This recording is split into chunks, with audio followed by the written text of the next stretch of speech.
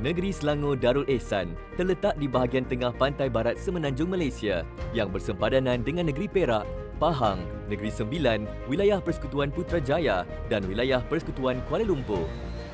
Negeri Selangor dibahagikan kepada 9 daerah, 54 mukim dan 12 pihak berkuasa tempatan. Berdasarkan kepada statistik Jabatan Perangkaan Malaysia, penduduk negeri Selangor telah meningkat daripada 5,345,454 orang pada tahun 2010 kepada 7,50,300 orang pada tahun 2022. Negeri Selangor berkeluasan 792,116.09 hektar iaitu 71.73%, terdiri daripada kawasan bukan tepu bina yang merangkumi 35.93% pertanian dan 33.20% kawasan hutan. Negeri Selangor kekal menjadi penyumbang terbesar KDNK negara dengan kadar 25.5% pada tahun 2022.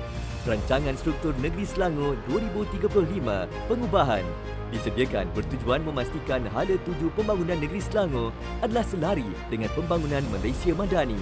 Dalam menyediakan rancangan struktur ini, beberapa sesi libat urus dan FGD telah dijalankan bagi tujuan verifikasi indikator, data pencapaian semasa, sasaran 2035 dan keberhasilan bagi setiap dasar.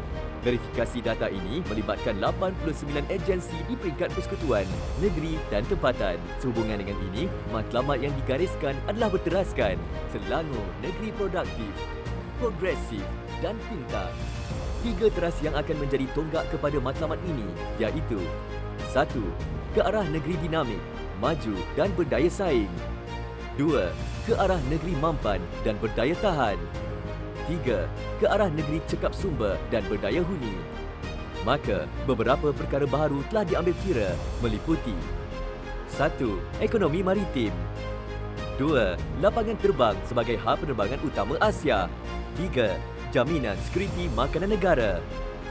4. Rangkaian ekologi Central Forest Fine CFS. 5. Pengurusan pesisiran pantai. 6. Pengurusan risiko bencana. 7. Selangor Urban Observatory SUO. 8. Local Urban Observatory LUO. 9. Bandar rendah karbon dan bandar pintar. Dan 10. Skim bekalan air mentah di antara negeri dan interlembangan. 3 teras ini akan disokong dengan 17 hala tuju, 73 dasar dan 522 inisiatif pelaksanaan yang akan diukur dengan 66 keberhasilan serta 120 indikator. Selaras dengan matlamat menjadikan negeri Selangor sebagai negeri maju dan progresif di Malaysia, beberapa projek berimpak tinggi telah dicadangkan di peringkat kerajaan persekutuan dan negeri. Projek-projek utama ini mensasarkan pembangunan sosial, ekonomi dan spasial negeri Selangor. Antara projek berimpak tinggi yang telah dikenal pasti adalah Wilayah Pembangunan Bersepadu di Selangor Selatan Idris, Zon Pembangunan Ekonomi Selangor Maritime Gateway ZPE SMG, Kawasan Pembangunan Sabak Bernam Sabda, Pelan Penjanaan Semula Lapangan Terbang Subang SARP, KLIA Aeropolis,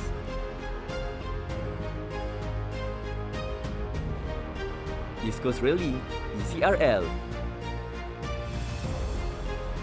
dan pembangunan Kompleks Sukan Shah Alam KSSA.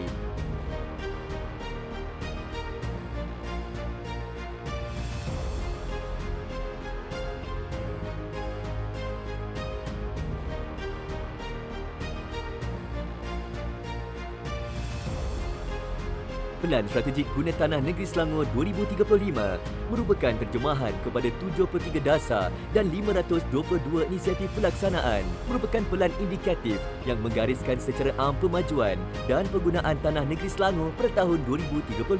Kerangka Pelan Strategik Guna Tanah RS Negeri Selangor 2035 pengubahan adalah berasaskan 3 komponen strategik iaitu strategi dan konsep pembangunan tertumpu wilayah bandar dan separa bandar, asas-asas strategik dan dasar serta inisiatif pelaksanaan. Pelan strategik guna tanah ini mengandungi 5 komponen utama iaitu guna tanah utama, pusat-pusat pertumbuhan ekonomi, kawasan sensitif alam sekitar, pengangkutan dan perhubungan serta infrastruktur dan utiliti. Dengan adanya perancangan yang komprehensif dan menyeluruh serta penglibatan agensi di peringkat persekutuan, negeri, tempatan, NGO dan orang awam, Rancangan Struktur Negeri Selangor 2035 pengubahan ini pastinya mampu dijadikan panduan oleh semua pihak dalam melonjak dan memangkin pembangunan di negeri Selangor.